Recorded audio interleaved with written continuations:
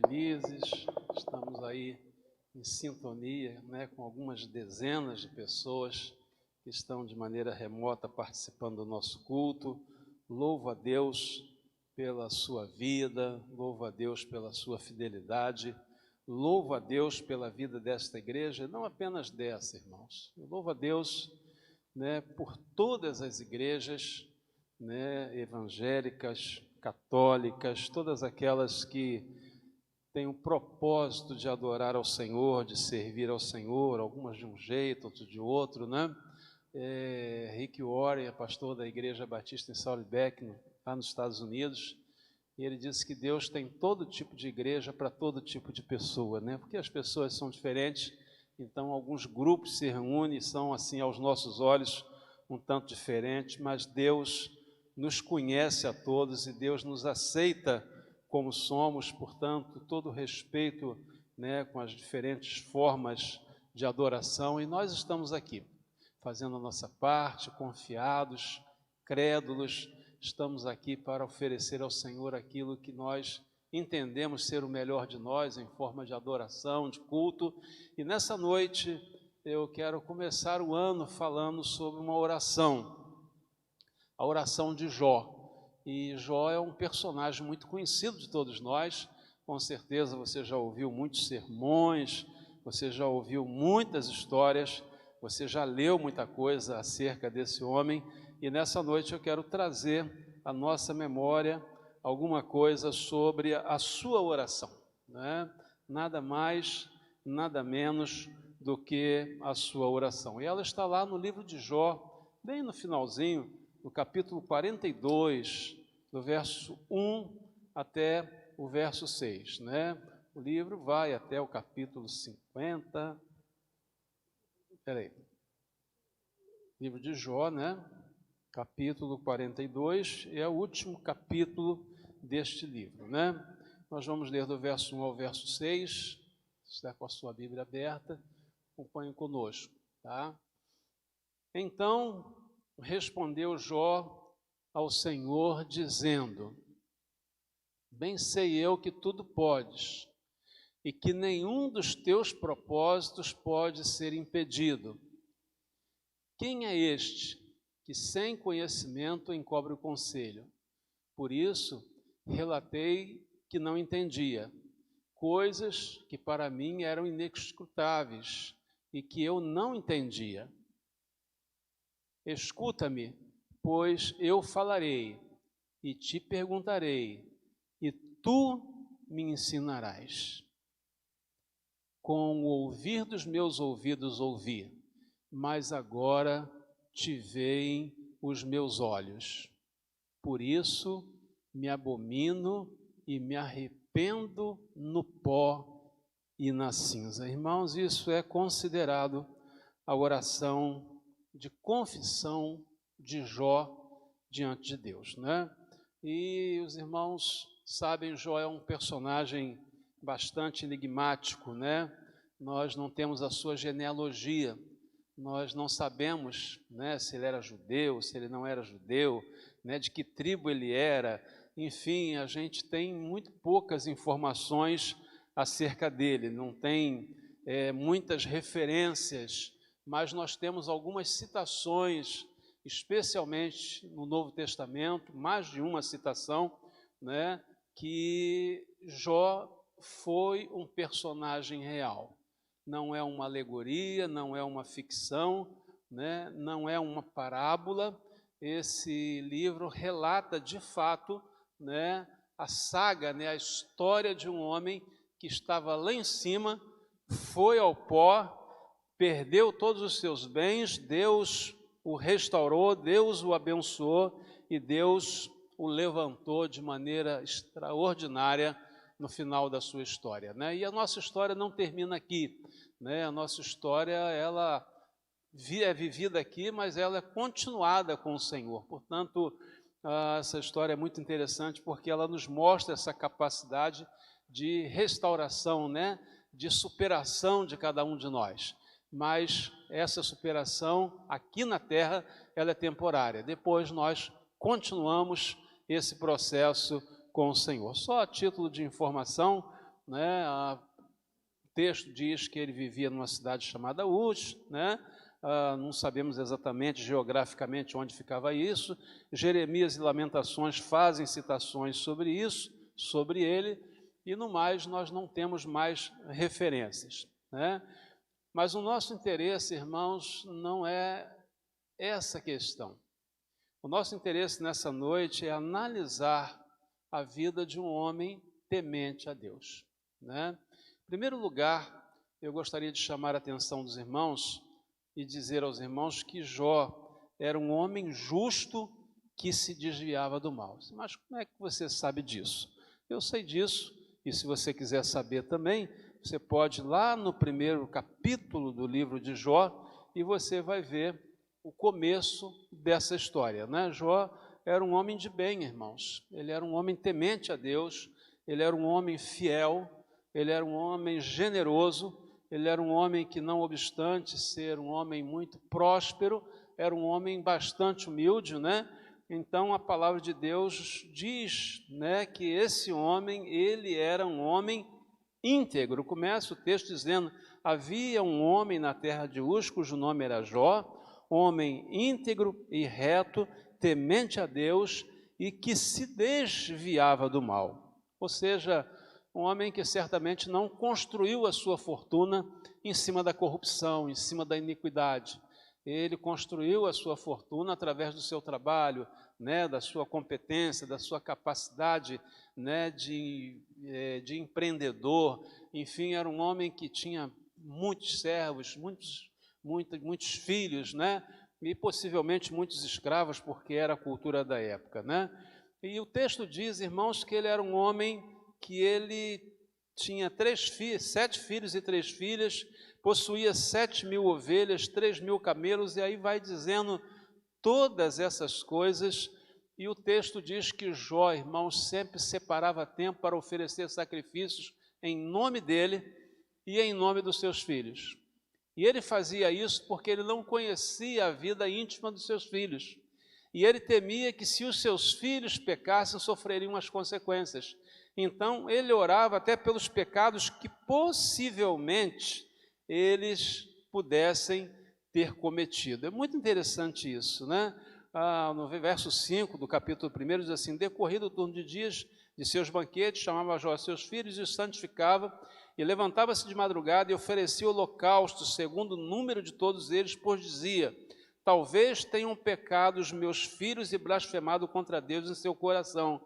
E assim fazia Jó continuamente, né? Um homem de bem, um homem de uma vida boa, um homem de boas relações, né? Um homem que tinha uma família bonita, 7 filhos, 3 filhos, um homem próspero, muitos empregados, muitos bens, enfim, e era um homem que servia ao Senhor.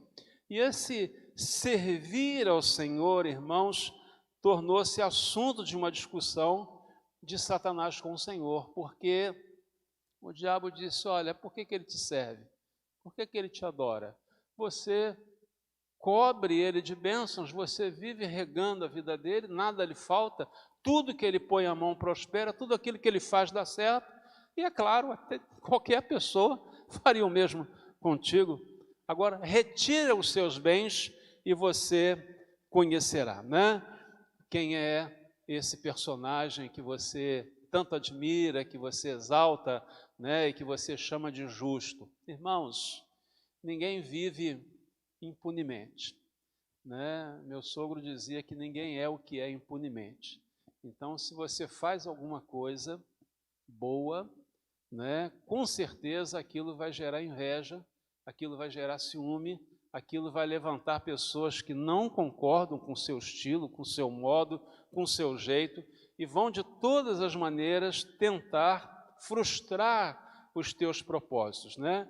E nesse texto, especialmente, Jó, ele é alvo, né, de uma provação de Deus.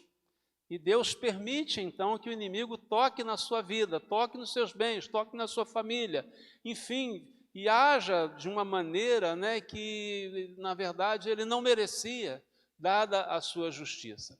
E aí a gente quer tentar deixar para a igreja uma questão que é muito séria na vida cristã, né? Por que o sofrimento do justo, né? Por que coisas ruins acontecem a pessoas boas? Você já deve se questionar sobre isso, né? Fulano, um servo de Deus piedoso, e de repente é acometido de uma doença incurável, né? De repente uma tragédia familiar, uma situação delicada, difícil, enfim. Mas os atos de Deus, irmãos, não são para serem explicados, eles são para serem observados e vividos, porque Deus conhece a sua dor, Deus conhece a sua necessidade, Deus conhece a sua crise, né? E nenhuma provação, irmãos, que nós passamos, né, ela é sem propósito.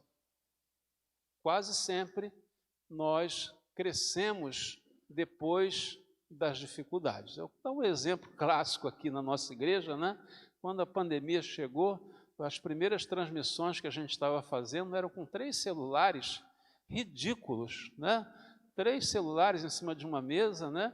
Dentro da sala de reunião, um ambiente totalmente insalubre, mas era o que nós podíamos oferecer, e nós ficamos ali naquele processo até passarmos, né, por um processo de purificação, de aprendizado, de sofrimento, e até chegarmos a essa imagem e esse som que está chegando na sua casa, que está te abençoando e que tem visualizações do mundo inteiro.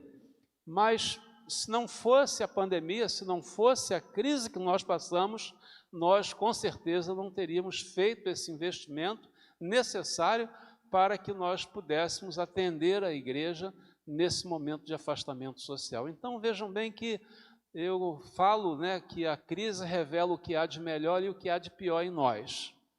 Quando no início do ano passado, a SEDAI deu uma bobeada lá e entrou água suja, né, na rede de distribuição, a água ficou imprópria para o consumo.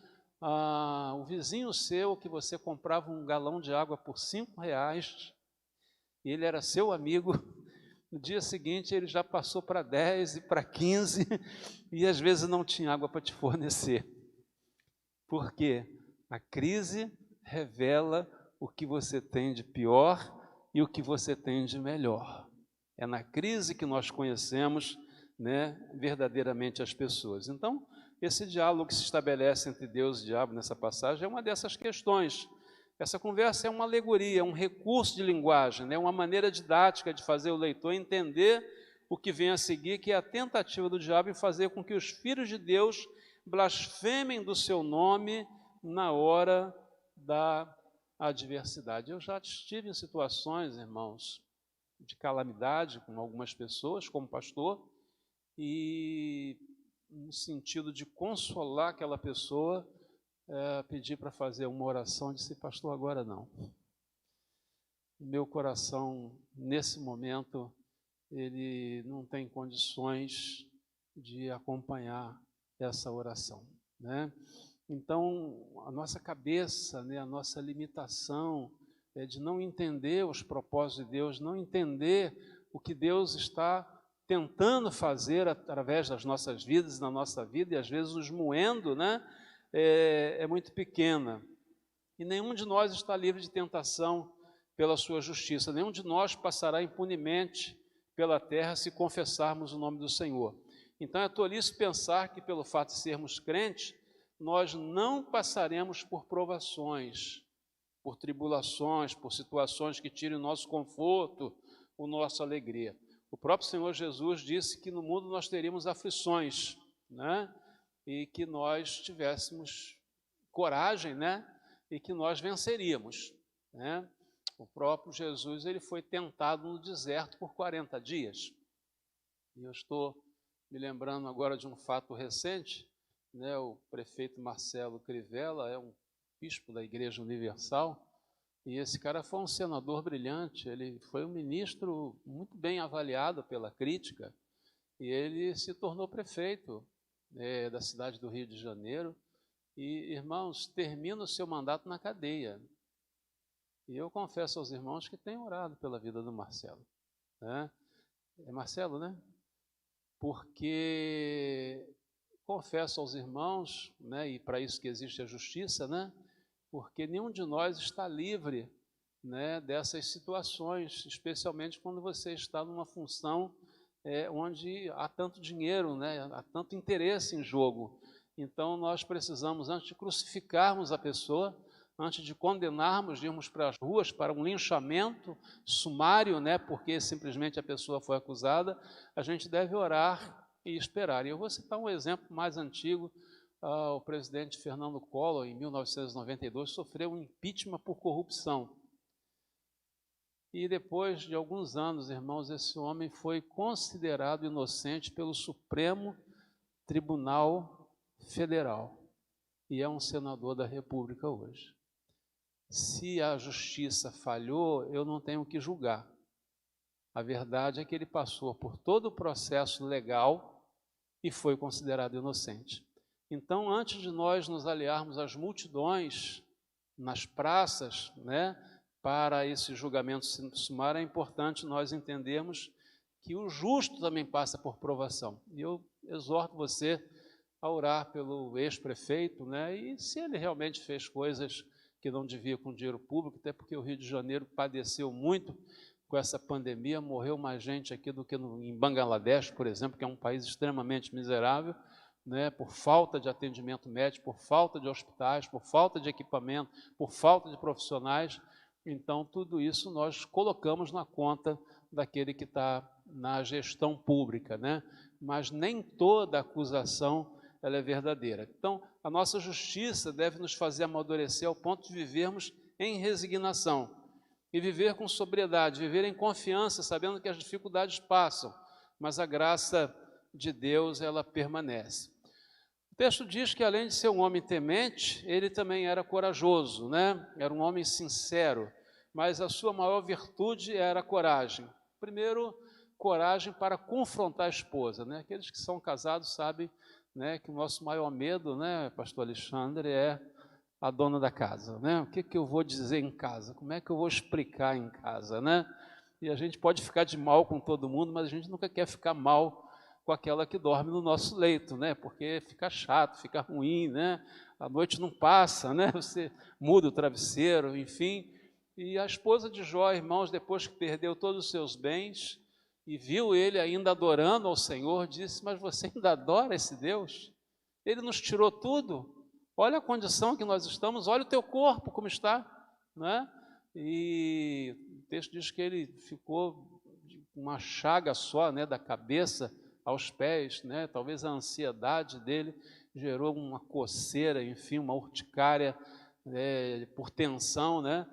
E ele raspou a sua cabeça, e ele se sentou no pó, e ele se quebrantou diante de Deus, e a mulher confronta ele diz: olha, você está falando como uma tola, porque se nós o adoramos nos dias bons, devemos adorá-lo também na calamidade, né?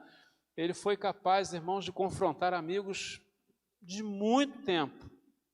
Seus amigos, quando souberam da sua enfermidade, né, vieram de longe e foram visitá-lo, e um deles, chamado Elifaz, né, coloca em dúvida a sua integridade e chega a dizer a ele o seguinte: os que lavram a iniquidade, semeiam o mal, cegam isso mesmo. Ou seja, você está preso porque você merece, você está preso porque você fez coisa errada, você está sendo condenado, você está sofrendo um processo porque você é imaturo. Eu, ano passado, passei por 2 processos, irmãos sabem disso, né?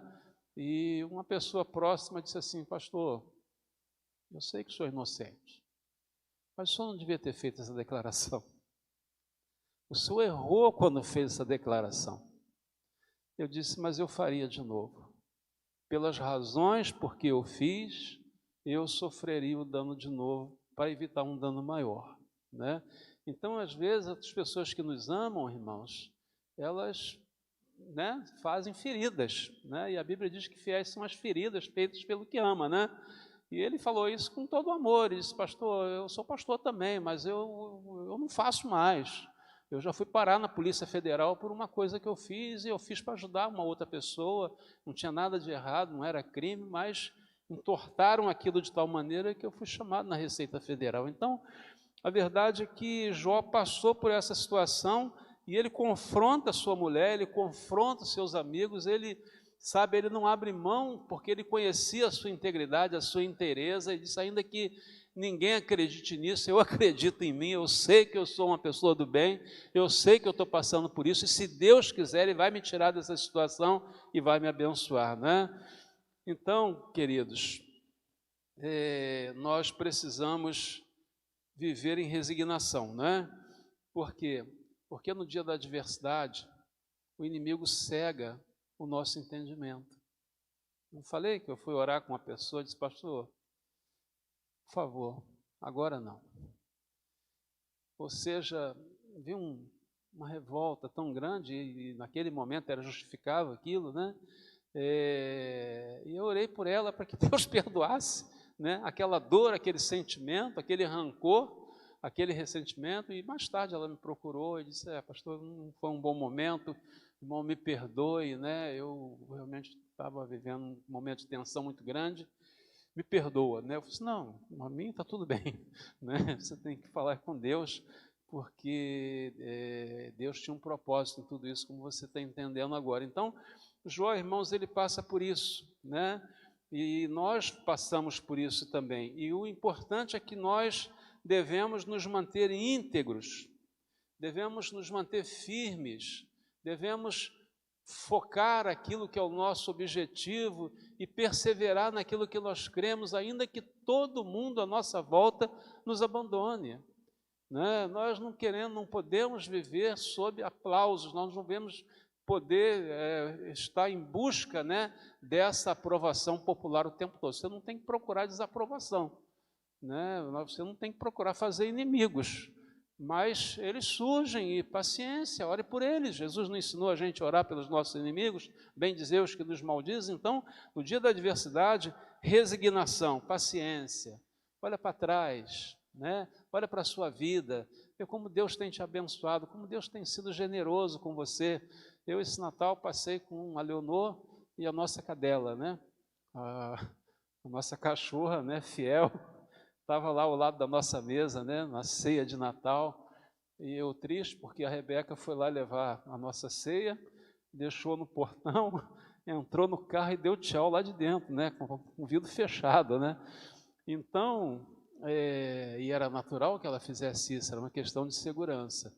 E eu disse, Leonor, quantos natais a gente passou juntos, né? Quantos natais a gente estava com a casa cheia, quantos natais a gente viajou do Paraná para cá para passar com a família, quantos natais a gente foi para a praia, quantos natais a gente viajou, enfim, quantas vezes nós fomos tão abençoados, e hoje nós estamos impedidos, mas estamos juntos, né? Estamos aqui vivos, né? Graças a Deus por isso, e aquilo trouxe, irmãos, um conforto, uma alegria, né?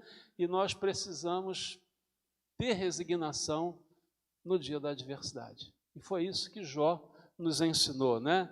Ele era um homem que temia Deus, se afastava do mal, corajoso, né, para confrontar a esposa, confrontar os amigos e suportar todo aquele dano, né, suportar toda aquela opressão com grandeza, com dignidade, né? Eu aprendi uma coisa com meu sogro, ele já faleceu há mais de 20 anos, aliás, foi quando eu cheguei aqui, naquele ano ele faleceu. E ele teve um câncer, e esse câncer evoluiu naturalmente, apesar dos tratamentos. E eu disse, e aí pai, eu não tinha mais pai, né? Então eu chamava ele de pai, e ele gostava, e ele tinha idade de ser meu pai mesmo, né? Ele tem um filho mais velho do que eu. E ele disse, meu filho, eu só quero que você ore, não pela minha cura, eu quero que você ore para que eu não blasfeme nos momentos difíceis, né? Nós estamos sujeitos a isso. E ele suportou aquilo, irmãos, com uma grandeza, com uma dignidade, né? E aquilo foi uma lição que eu vou levar para a minha vida, e estou aqui compartilhando isso com vocês, né? Então Jó, a condição que ele chegou era uma condição de morte. As possibilidades ali eram remotas, eram pequenas. É como se você dissesse, fulano está com 95% do pulmão comprometido, está entubado, né? E os remédios não estão fazendo efeitos. e o sujeito está com um prognóstico sigiloso, como diz o corpo médico, né? Quando a expectativa é pequena, só o prognóstico é sigiloso. E Jó estava numa situação como essa, e ele resignado, né? E ele firme ali com o Senhor. Por isso, quando você for consolar alguém, seja generoso, né? Eu costumo dizer que você deve falar sempre a verdade, mas nem toda a verdade precisa ser dita, né? Perdi um amigo recentemente, de Covid, né? Um pastor, e ninguém falou lá no grupo, né? O cara estava com diabetes há tanto tempo, não se cuidava, não se preocupava. Gente, não é hora de você lembrar isso, sabe? Isso é de uma infelicidade, de uma crueldade, como se a pessoa fosse responsável por aquilo, se ela provocou aquilo, né? Quando sabemos que muitas vezes é uma condição genética que você traz, é uma condição social que você vive, enfim. Então nós precisamos aprender a ser resignados diante das adversidades. E o texto diz que ele era um sujeito bastante humilde, né? E se há uma coisa que falta na nossa natureza humana é a humildade. E às vezes a gente nem percebe isso, né? Antigamente a etiqueta era para o lado de dentro. As grifes de moda colocam a etiqueta do lado de fora, para que de maneira discreta você possa mostrar a marca daquilo que você está usando. E você não é humilde quando faz isso. Não que você não possa usar aquilo, deve usar. Se você pode, se aquilo não vai sacrificar a sua família, se você pode ter uma coisa melhor, você vai ter uma coisa pior, não é? Mas a natureza humana, ela falta essa questão de humildade. E havia humildade na vida de Jó. Isso é um exemplo que nós podemos aprender com Jesus, foi a sua humildade de servo sofredor, né? Sendo o próprio Deus, ele desceu à indignidade humana. E eu fico pensando, irmãos, como é triste.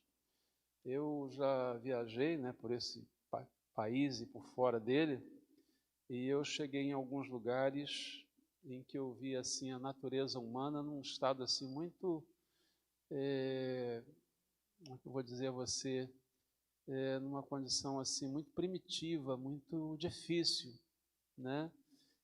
E eu pensei comigo, caramba, viver nessas condições tem que ter muito amor.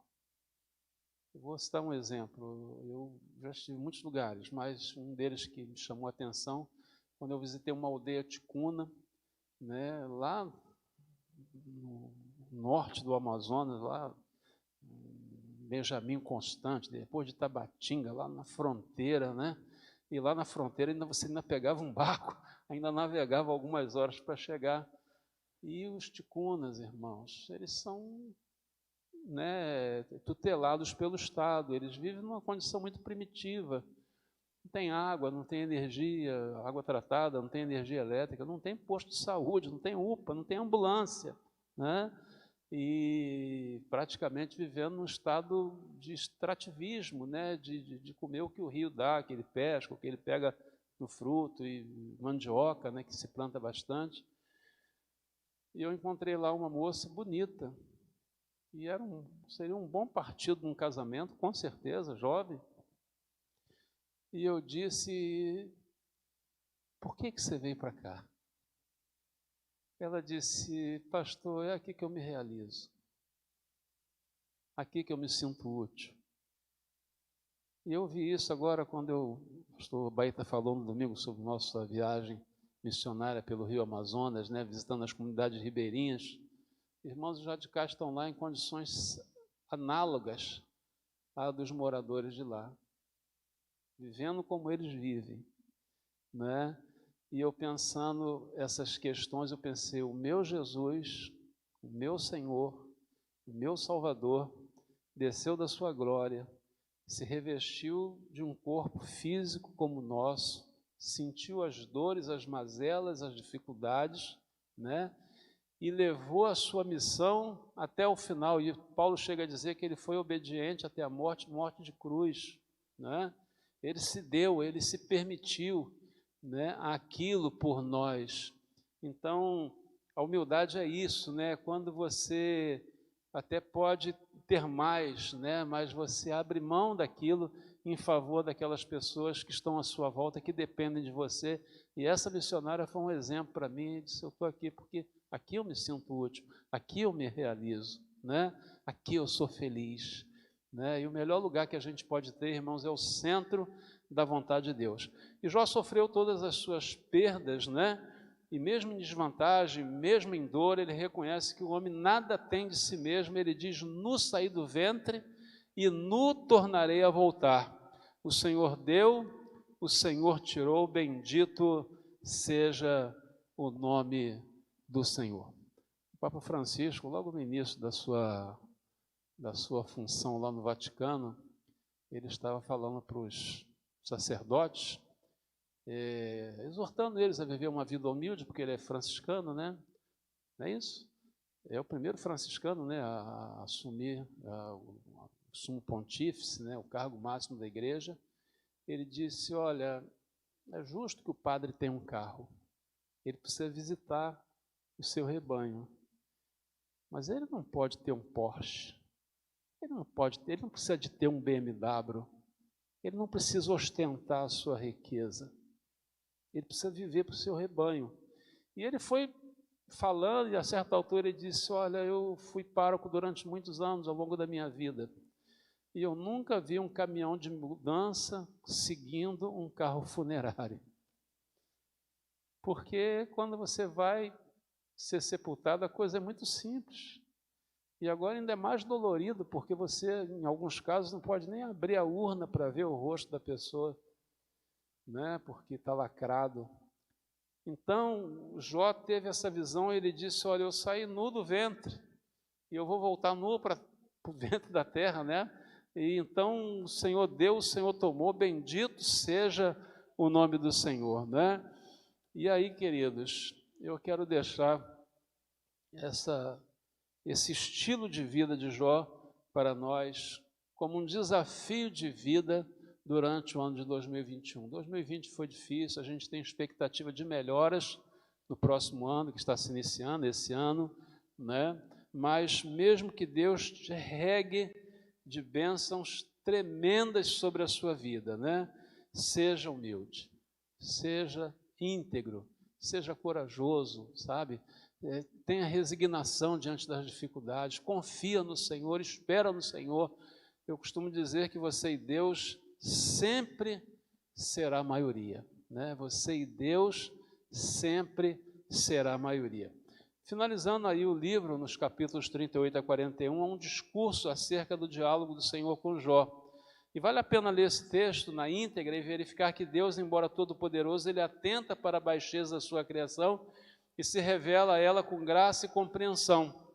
E nesses 4 últimos capítulos, né, termina no 42, temos o epílogo da história, e por causa deste diálogo conhecemos a oração mais humilde e mais profunda de todo o Velho Testamento. Ele diz: bem sei que tudo podes, e que nenhum dos seus pensamentos pode ser impedidos. Escuta-me e te perguntarei, e tu me ensinarás. Por isso me abomino e me arrependo no pó e na cinza. Ou seja, a oração de Jó é a oração do humilde. E a palavra de Deus diz que Deus ama o humilde, mas Ele abomina os soberbos. E mesmo tendo perdido tudo, ele não perdeu a fé. E porque ele não perdeu a fé, o seu final foi ainda melhor do que o seu início, né? Nem sempre a vida nos dá aquilo que gostamos e nem aquilo que nós pedimos. Todos temos a vida que podemos ter e a vida que o Senhor nos permite ter. E devemos trabalhar e lutar para melhorar. E se prosperarmos e chegarmos a lugares muito especiais, que isso nunca suba a nossa cabeça e jamais nos afaste da graça de Deus. Amém, queridos? Que Deus nos abençoe. Quem quiser cópia, depois eu dou para você ler, reler, guardar, sei lá, fazer alguma coisa. Para mim, particularmente, irmãos, é um modelo de vida, né, que nós precisamos cultivar cada dia, mortificando o nosso ego, né? Porque quando a gente tem conquistas, a gente se alegra, mas quando a gente tem derrotas, né, aí a gente se sente né, assim, desprestigiado. E não é isso. Deus continua nos amando, apesar de nós. E as dificuldades é o modo pelo qual Deus tem para sublimar o que há de melhor em cada um de nós. Que Ele nos abençoe, que Ele tenha falado ao seu coração, em casa, em sua vida. Nós vamos encerrar o culto, irmãos, orando por uma família querida, né? E que durante esses 2 anos, um pouquinho mais, né? Eles nos abençoaram muito aqui, né? Foram lá para o Nordeste, lá fizeram, né, um tour por lá durante 8 anos, né? E voltaram, morando em Niterói, vinha cultuar conosco aqui. E amanhã, durante a semana, eles estarão viajando com uma nova missão, né? A Marinha confiou mais um comando ao nosso querido pastor Alexandre, e ele estará viajando amanhã. E eu pedi que ele viesse para a gente orar por ele, com a família. E eu vou contar aqui uma coisa, Alexandre, eu não falei para não te assustar. O pastor Tarcísio, que está na França, ele estava com a passagem comprada para um domingo, e eu pensei que ainda ia viajar depois. Eu falei, rapaz, já é nesse domingo, mas eu queria tanto, que ele ia viajar à tarde. Eu falei, eu queria tanto que você estivesse na igreja para a gente, você ir com a bênção da igreja, a gente orar por você. E sim, pastor, agora a passagem já está comprada e tal. E eu sei que ao longo da semana, o que ele fez? Ele cancelou a passagem. Ele passou a passagem para o outro domingo. E quando nós saímos do culto, que chegamos em casa, o Fantástico disse, o avião da Air France está desaparecido. Ele caiu. E ninguém sobreviveu naquele negócio, né? E ele disse, pastor, eu mudei a passagem, porque eu entendi que a bênção da igreja era importante para mim. E nesse caso foi. Mas eu não queria falar isso contigo antes, não. Eu queria que você fosse com a bênção da igreja, porque essa igreja ama muito vocês, tá? E nós desejamos que vocês continuem sendo bênçãos por onde você passar. Pastor Alexandre tem sido um missionário itinerante, sem remuneração, fazedor de tendas, né? Abençoando os lugares por onde ele tem passado. Esteve lá em Alagoas, uma cidade chamada Neópolis, era do lado de cá, do lado de lá era... Neópolis é Sergipe, do outro lado era Penedo, né? Penedo atravessava a balsa, do outro lado era Neópolis, uma igreja pequena e tal, e ele foi para lá, a igreja convidou ele para ser o pastor, fui lá, fiz conferências, a igreja cresceu, desafiou vocações, né? Depois foi para Recife, depois foi para Rondônia, Salvador, né? E tem sido assim uma vida itinerante. Agora ele vai para Presidente Epitácio, é isso? Em São Paulo. Os irmãos estão presentes, levante aí, vamos estender a nossa mão. E quem é essa mocinha que está aqui? É a filha do Alexandre, né? Do outro Alexandre. Que bom, que moça linda, né? Família bonita. A Gabriele vai ficar por aqui, né? Gabriele, ó. O pastor vai estar... É mesmo? Ih, caramba, aí, irmãos, está vendo? Não precisa falar a idade, só que ela está aniversariando, né? Mas é isso, estenda a sua mão para cá, vamos agradecer a Deus, eles vão pegar a estrada, vão com a bênção de Deus, vão com a bênção da igreja, serão bênçãos lá, onde ele tem passado tem sido bênção, né? E se um dia voltarem, as portas da nossa igreja estarão sempre abertas, e que Deus abençoe a sua prova, Gabriele, tá? Que Deus abençoe a sua vida, hoje aniversariando. Vamos orar. Nosso Deus, eu te agradeço pela vida do pastor Alexandre, te agradeço por tê-lo trazido a nós, te agradeço por aquilo que ele produziu, Senhor, ao longo desse tempo. E a primeira obra que ele fez aqui entre nós foi restaurar, Senhor, a igreja em Nova Cidade. Te louvo, ó Deus, porque aquele momento difícil na vida da igreja, o teu servo foi um instrumento poderoso nas tuas mãos, para trazer de volta aquela igreja, a nossa associação, a nossa denominação. Eu te agradeço, ó Deus, pela carreira brilhante que ele construiu na Marinha.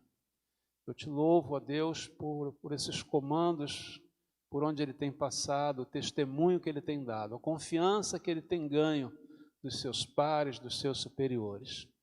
E peço a Deus que o Senhor o cubra ao longo dessa viagem, que ele possa ir guardado e protegido pelo Senhor, que ali onde ele estiver, Pai, tudo aquilo que ele colocar à sua mão, o Senhor faça prosperar grandemente, Pai. Te peço pela Gabriele, pelo Gabriel, mas principalmente pela Gabriele, que hoje completa mais um ano de vida. E te pedimos a Deus por essa prova do Enem, Pai, que ela vai fazer agora nesse mês. Que o Senhor traga à sua memória tudo aquilo que ela tem estudado, tudo aquilo que ela tem se esforçado. Ó Deus, que ela faça uma prova e alcance exatamente aquilo que ela tem perseguido, ó Deus, que ela tem desejado. E com certeza ela será muito útil à sua geração. Abençoa Gabriel, abençoa a filhinha do Alexandre, abençoa a irmã Cláudia que fica, o Jorge.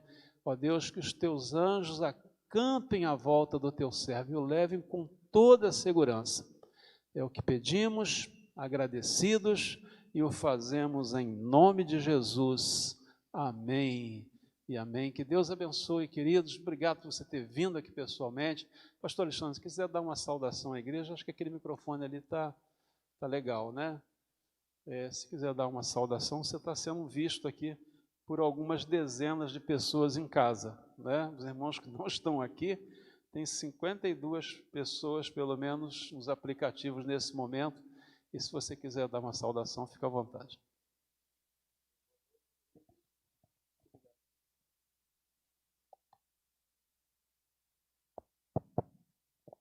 Boa noite, queridos. É um prazer estar aqui mais uma vez.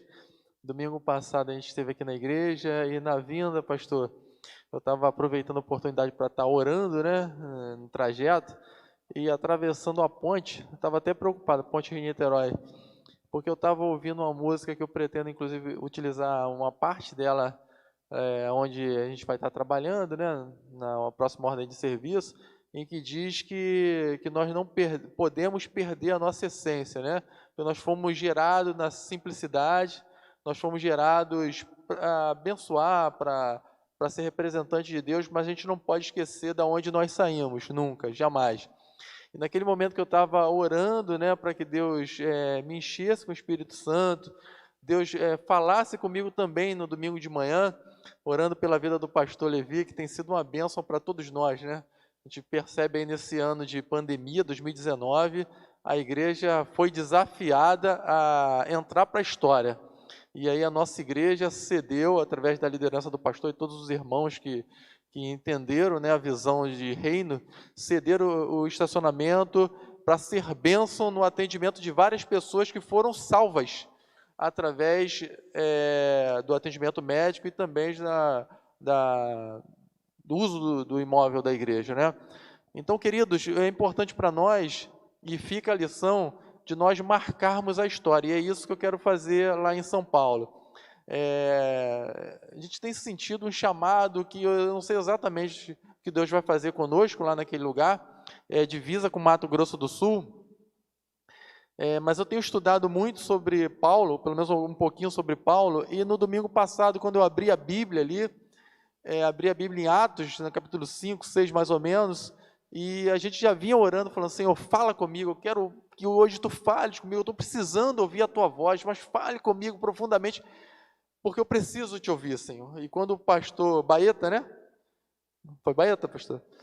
Começou a pregar, era exatamente aquilo que a gente precisava ouvir nessa nossa partida para São Paulo. Irmãos, eu gostaria de pedir aos irmãos que orassem por nós, eu não sei exatamente o que nos espera lá, mas eu peço a Deus que me use e que nesse momento que a gente vai ser usado para a glória dele, né, porque a gente tem a oportunidade de conhecer várias pessoas, o trabalho da gente, eu percebi nesses estudos sobre Paulo, que Deus colocou nas minhas mãos a responsabilidade de fazer tendas e ao mesmo tempo pregar as boas novas, levar a vida às pessoas, né? Eu estava para ir para a reserva agora, a Alessandra orando e dizendo, não, você não vai, e porque Deus já tinha falado no coração dela que eu não ia para a reserva nesse momento, e eu quero pedir aos irmãos que orem, nos direcione para que a gente seja bênção lá onde nós estaremos, amém? Muito obrigado por esse período que nós tivemos com vocês, muito obrigado por ter acolhido a nossa família, que Deus abençoe os irmãos. Obrigado, pastor Alexandre, Deus abençoe, uma boa viagem. Queria chamar o irmão Zé Luiz aqui. O Zé Luiz é o nosso primeiro vice-presidente. E nos próximos 10 dias, Luiz, uma das razões da reunião era essa. A gente vai tirar um tempo aí ausente, né? Chega para cá, a câmera pegar. E ele responde, irmãos, juridicamente pela igreja, né? Ele é o presidente da igreja a partir desse momento, até a nossa volta. O pastor Antônio Carlos está voltando de férias no domingo, ele estará pregando, amanhã ele estará atendendo aqui no gabinete, no meu lugar. E os irmãos orem pela vida do irmão Zé Luiz, né? A gente vai estar por aqui, por perto, enfim, mas dentro do possível a gente vai ficar um pouco ausente, né, fisicamente. E o irmão Luiz, a partir desse momento, está sendo investido na função de presidente da igreja para cuidar desse povo aí, para estar aí atento aí às necessidades, tá bom? Que Deus abençoe você, querido, tá? É um prazer e traz paz ao meu coração ter você junto comigo. Aliás, não só o Luiz, irmãos, a diretoria da igreja toda, nesse período de pandemia, os irmãos foram assim surpreendentes, mas surpreendentes, né? Eu não podia esperar mais, eu estava esperando menos. E os irmãos foram assim tremendos, as equipes aqui, Michel, louvo a Deus pela sua vida. Pastor Edivaldo me surpreendeu muito pela sua dedicação, pela sua coragem, né? Vindo lá de Campo Grande, quarta-feira, chovendo, frio, e ele nunca deixou de cumprir o seu compromisso aqui, a equipe de louvor, nunca nos faltou aqui o essencial para que pudéssemos adorar o Senhor. Eu louvo a Deus por isso e que Deus te abençoe. Eu queria orar por você, tá bom? Que Deus abençoe. Vamos orar, irmãos, pelo irmão Zé Luiz, estamos encerrando nosso culto. Pastor Alexandre, vá com a bênção da igreja, que o irmão seja bênção lá, onde o irmão estiver. E quando voltar, as portas estão abertas, tá bom? E parabéns, Gabriele, Deus abençoe sua vida, que está só começando, tá? Pai, eu te agradeço pela vida desta igreja, te agradeço por esse tempo que o Senhor tem nos dado para servir a ela, e os líderes que o Senhor tem colocado junto a mim, Pai, para me ajudar nessa tarefa que não é difícil, porque o Senhor está conosco. E nesse momento, ó Deus, eu quero investir o teu servo na condição de presidente da tua igreja, para que ele possa tomar as decisões dirigidas pelo Senhor naquilo que for necessário. Abençoa o irmão Elan, que está substituindo temporariamente o pastor Edgar, que o Senhor também seja com ele, e que nada falte à tua igreja, Pai. Cuida do teu povo, nós te pedimos e oramos, agradecidos, em nome de Jesus. Amém e amém. Que Deus abençoe, queridos. Deus abençoe. Obrigado.